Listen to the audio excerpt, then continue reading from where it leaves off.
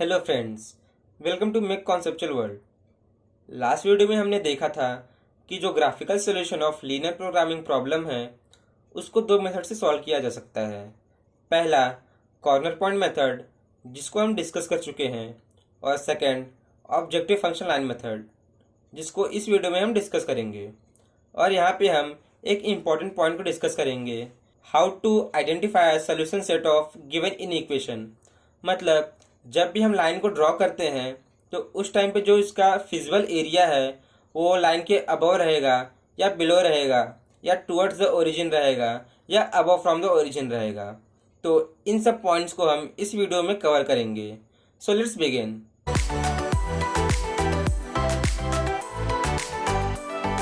ये एक इक्वेशन है जहाँ पे जो ऑब्जेक्टिव फंक्शन है इसको मैक्सिमाइज करना है, और यहाँ पे कुछ कंस्ट्रेंट गिवन है। तो जितने भी कंस्ट्रेंट गिवन है इसको पहले हम इक्वेशन के फॉर्म में कन्वर्ट कर लेते हैं।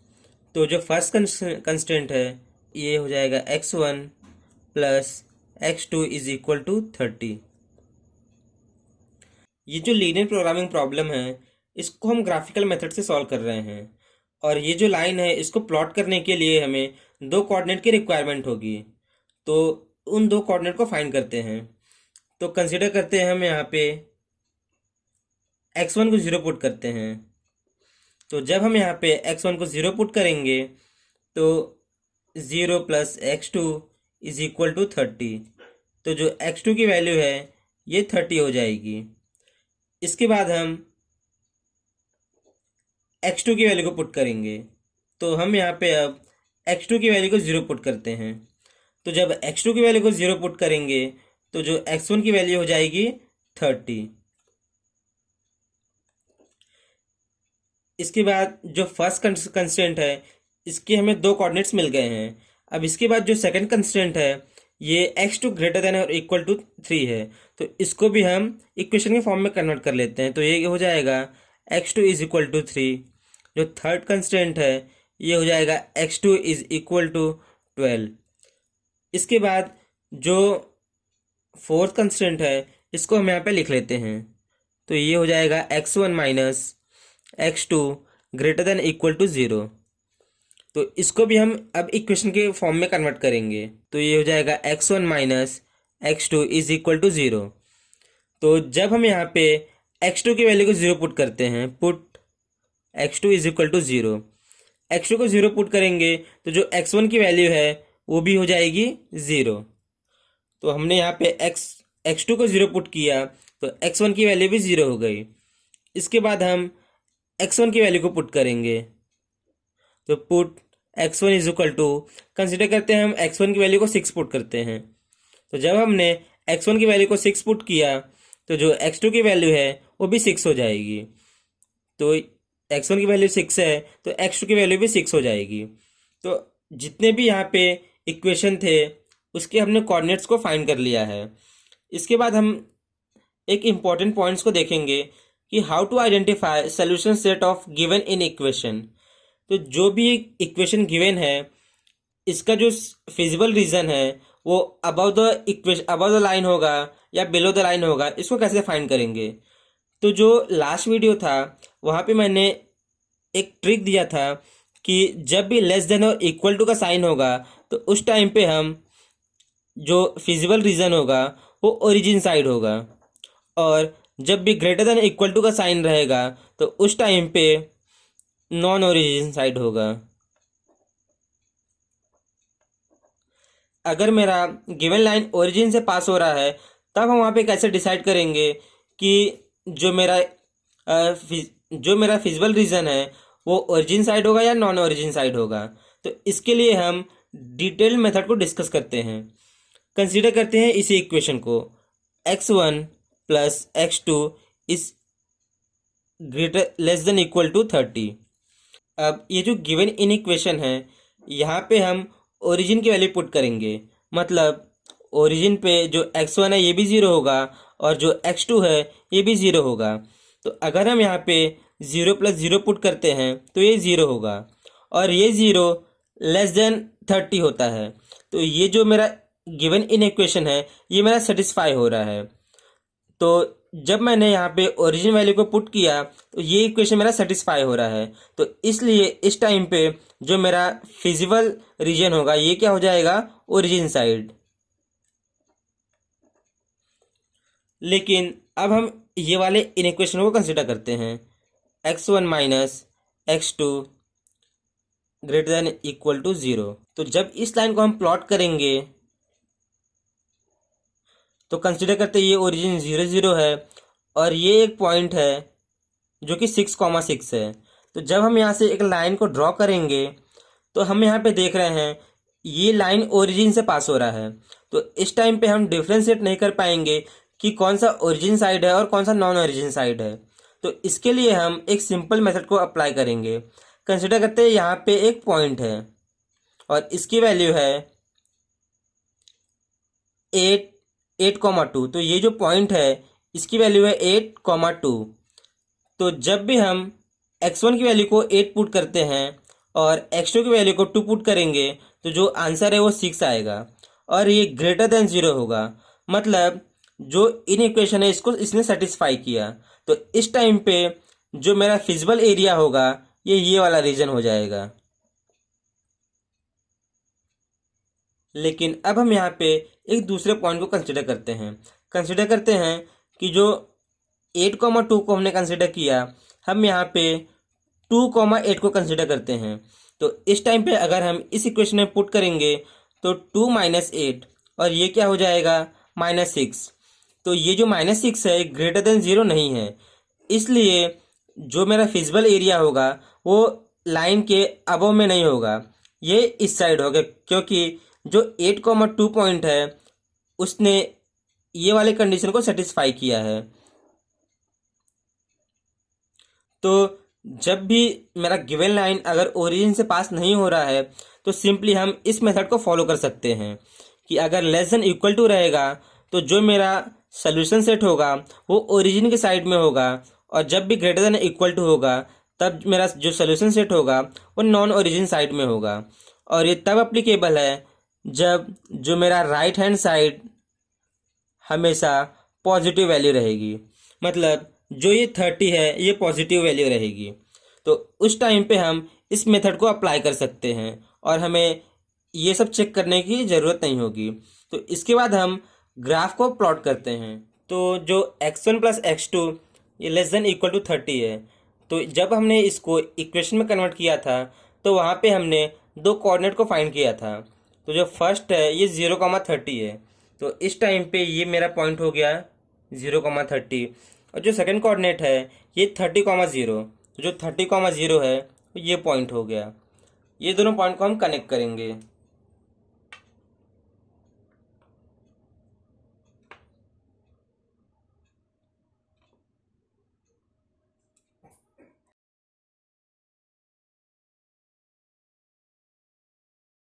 अब इसके इक्वेशन को यहाँ पे लिख लेते हैं।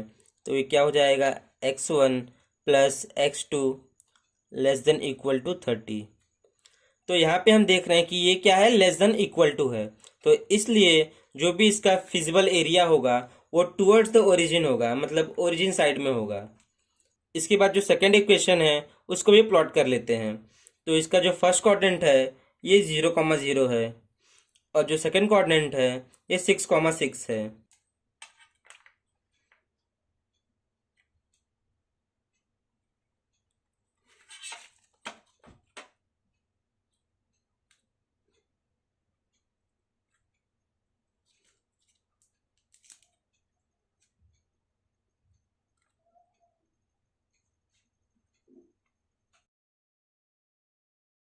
तो जो सेकंड कोऑर्डिनेट है ये 6,6 है।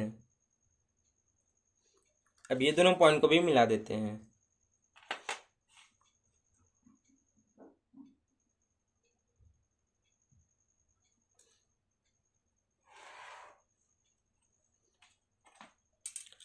और जो इसका कंस्टेंट है इसको भी यहाँ पे लिख लेते हैं। तो ये क्या हो जाएगा, x1 minus x2 greater than equal to 0।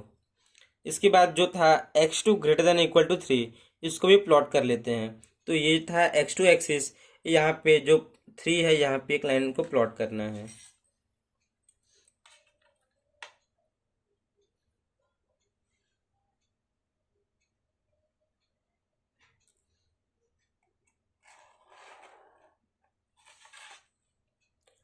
तो ये है x2 greater than equal to 3।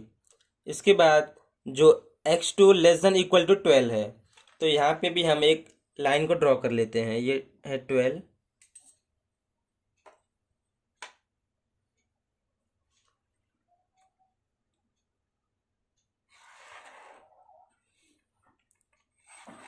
ये हो गया x2 less than equal to 12। इसके बाद जो x1 है ये लेस देन इक्वल टू 20 है, तो ये पॉइंट हो गया ये 20। यहाँ से एक लाइन को ड्रॉ कर लेते हैं।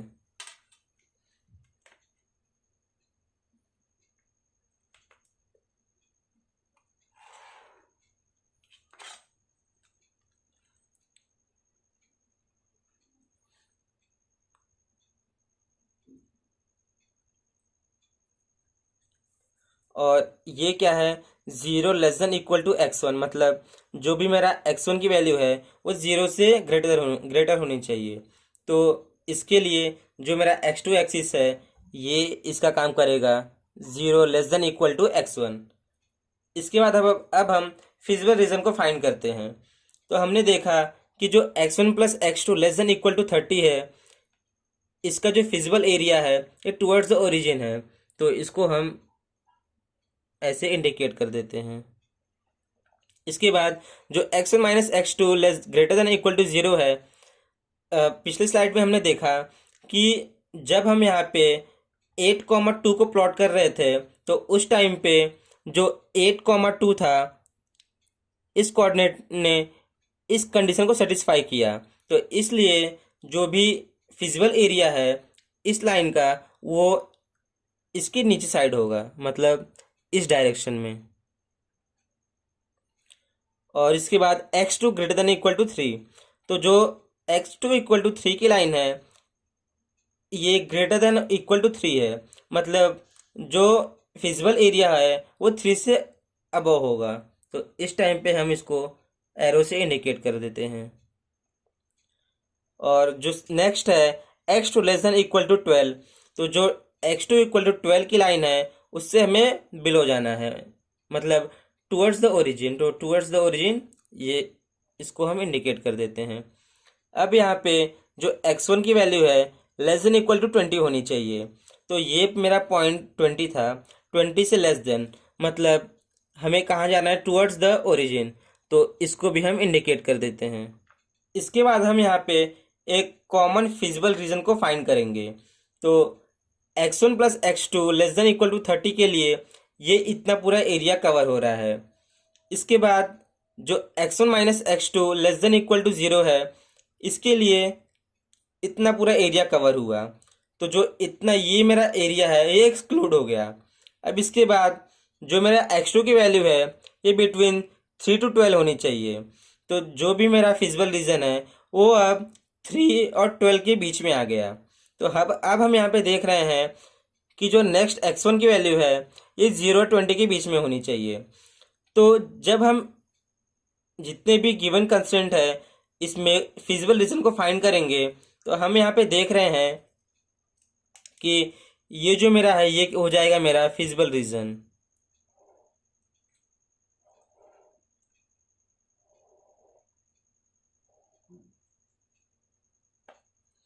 ये हो गया मेरा फिजिबल रीजन। अब इसको हम पॉइंट से डिनोट कर लेते हैं, A B C D and E. तो इस टाइम पे जो ये मेरा रीजन आया इसको हम बोलते हैं फिजिबल रीजन। अब इसके बाद हम ऑब्जेक्टिव फंक्शन लाइन को ड्रॉ करेंगे। तो जो ऑब्जेक्टिव फंक्शन है ये है z is equal to 2x1 plus 3x2। तो ऑब्जेक्टिव फंक्शन लाइन को ड्रॉ करने के लिए इसको हम ज़ीरो से इक्वेट करते हैं। ज़ीरो से इक्वेट करने के बाद इसको सॉल्व करेंगे तो ये हो जाएगा 2x1 is equal to minus 3x2, और x1 divide by x2 is equal to minus 3/2। तो अब हम यहाँ पे जो x1 की वैल्यू है ये -3 है और जो x2 की वैल्यू है ये 2 है। इसको हम प्लॉट करेंगे। तो जो x1 है इसकी वैल्यू है -3, ये पॉइंट, और जो x2 है वो 2 की वैल्यू है। तो यहाँ पे हम देख रहे हैं ये एक पॉइंट है, और जो सेकंड पॉइंट होगा वो 0 0 होगा। अब इस पॉइंट को हम ओरिजिन से कनेक्ट करेंगे।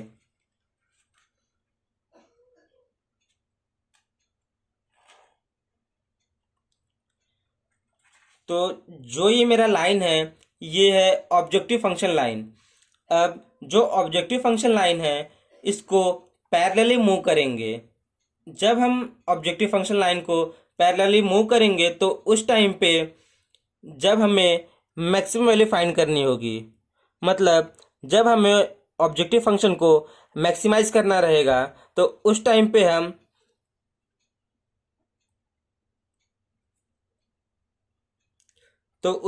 हम जो फिजिबल रीजन है उसके एंड पॉइंट तक मूव करेंगे।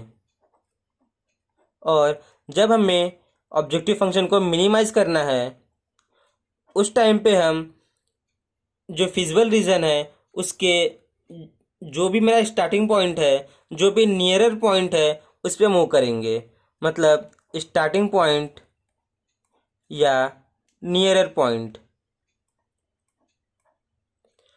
तो यहाँ पे हमें ऑब्जेक्टिव फंक्शन को मैक्सिमाइज करना है।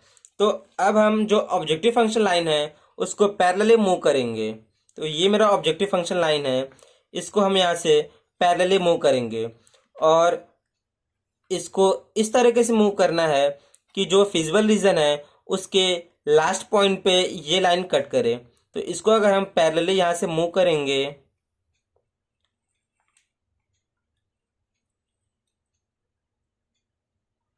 तो हम यहाँ पे देख रहे हैं कि जो भी मेरा फिजिबल रीजन है ऑब्जेक्टिव फंक्शन लाइन उसको एट पॉइंट सी पे कट कर रहा है। तो यहाँ पे हम एक ऑब्जेक्टिव फंक्शन लाइन को वापस से ड्रॉ कर लेंगे।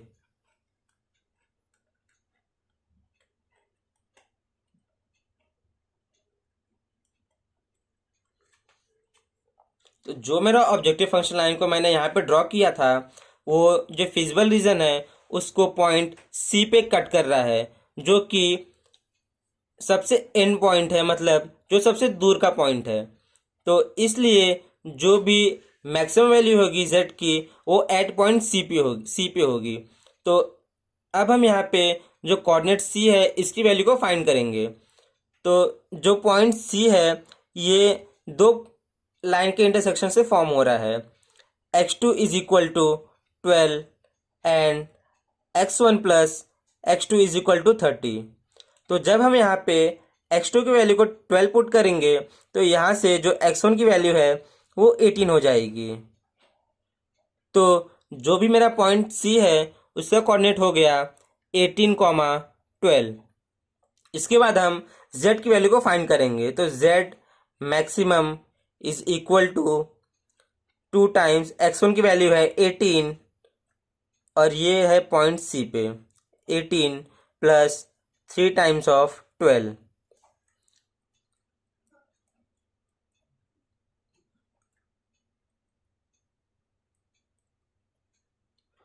तो जो z मैक्स की वैल्यू है ये हो जाएगी 72 और ये है एट पॉइंट C पे। तो अगर हम इसको कॉर्नर पॉइंट मेथड से सॉल्व करते तो हमें यहाँ पे coordinate A, coordinate B, coordinate C, D और E को फाइंड करना पड़ता। उसके बाद हमें हर एक कोऑर्डिनेट को फाइंड करने के बाद Z की वैल्यू को फाइंड करना पड़ता हर एक कोऑर्डिनेट पे, जिसकी वजह से जो मेरा प्रोसेस है वो लेंदी हो जाता। तो ऑब्जेक्टिव फंक्शन लाइन में हम जो ऑब्जेक्टिव फंक्शन लाइन है उसको मूव करेंगे towards the end point of feasible region, और मिनिमाइज की कंडीशन में हम लोग जो ऑब्जेक्टिव फंक्शन लाइन है उसको नियरर पॉइंट या स्टार्टिंग पॉइंट तक मूव करेंगे। कंसिडर करते हैं अगर हमको इस क्वेश्चन में मिनिमाइज करना पड़ता तो जो मेरा ऑब्जेक्टिव फंक्शन लाइन है उसको मैं पैरेलल मूव करता। तो ये जो ऑब्जेक्टिव फंक्शन लाइन है इसको पैरेलल मूव करूंगा तो इस टाइम पे जो सबसे नियरर पॉइंट है ये पॉइंट ए है, मतलब मुझे अगर मिनिमाइज करना रहता तो जो z की मिनिमम वैल्यू है वो पॉइंट ए पे होती। तो इस टाइम पे भी हमें बाकी के कोऑर्डिनेट को फाइंड नहीं करना पड़ता, हम बस पॉइंट ए को फाइंड करते और उस टाइम पे हमें z की मिनिमम वैल्यू मिल जाती। तो ये था एक problem based on objective function line method. So I hope you like this video. So please share and subscribe to my channel, and don't forget to hit the bell icon to have more conceptual learning.